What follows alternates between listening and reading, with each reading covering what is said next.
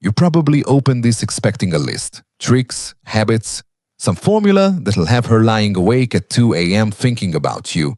I could give you that. Be mysterious. Pull back. Don't text first. But you've already tried it. You've rewritten the same message 4 times trying to sound casual. Waited 2 hours to reply to something you read instantly. Stared at the typing indicator on her side, watching it appear and disappear, feeling something tighten in your chest before you even read the reply. And even when it worked a little, something about it felt hollow.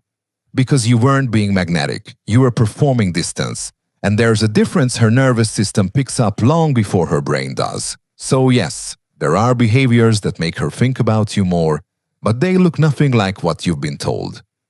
The first one, actually being there, not nodding while planning your next sentence, not holding eye contact because some video told you to. Think about the last person who lived rent-free in your head for weeks. Not someone you casually liked, someone who kept resurfacing, in the shower, driving home, lying in bed at 3 a.m. Now think about what they actually did. It wasn't the compliments. It wasn't even what they said. It was how they made the room feel. They weren't performing anything. Most guys, when they want a girl to think about them, do more, talk more, try harder, bend themselves into the shape they think she wants. And on some level, she feels it. Your words sound confident, but the energy underneath is asking for approval. Your text reads casual, but the timing was calculated down to the minute. There's a gap between what you're doing and why you're doing it. That gap is what makes a guy forgettable. Because the moment every move has an agenda behind it, even a small one, it stops feeling like connection. It feels like a sales pitch. The second one. Surprise you can't fake. Think about the conversations that stayed with you. Not the longest ones. The ones where someone said something that told you they'd heard the thing under your words. Not the obvious thing, the real one. And weeks later, sitting in traffic, you'd hear it in your head again for no real reason. That doesn't come from strategy. It comes from someone who was actually there, not waiting their turn, not loading up their next line, just in the conversation with you. That quality is so rare that when someone has it, she doesn't forget it. The third one. Emotional weight, not volume. You've met the guy who tells her everything, every feeling unfiltered, until the words stop meaning anything, and you've met the guy who's mostly steady, but once in a while says something honest, something he clearly didn't plan to say. That moment lands. Not because it was rare, because it was earned. She isn't replaying your most charming line. She's replaying your most honest one. The fourth one. Not needing her reaction to feel okay. This is where attraction quietly shifts. Most guys think attraction is built somewhere else. Through the right line, the right timing, the right move. It isn't.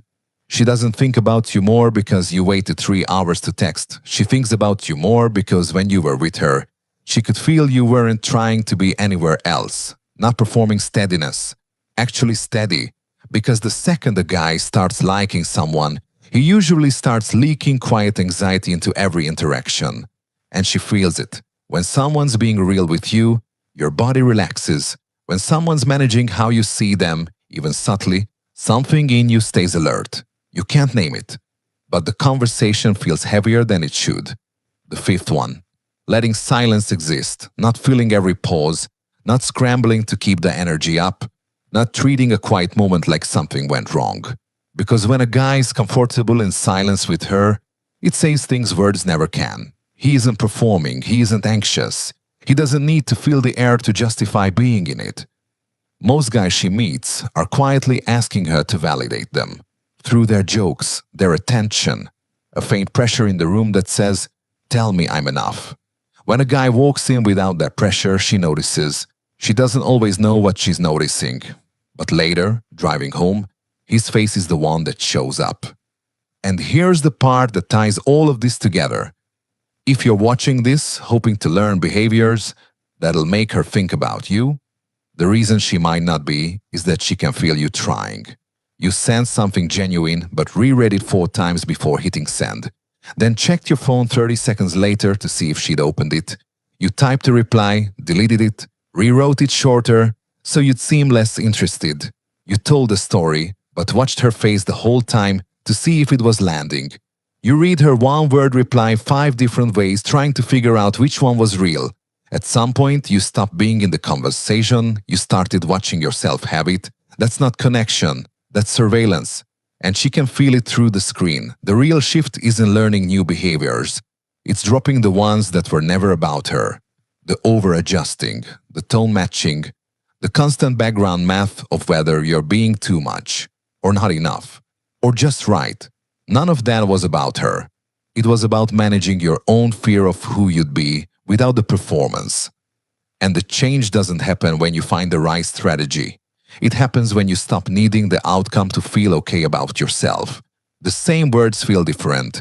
The same silence means something else, because it's no longer asking for anything. It's just there, unhurried. And that's why hours later, when her room is quiet and her phone is face down on the nightstand, you're the one still in it. The conversation replaying on its own, without you trying.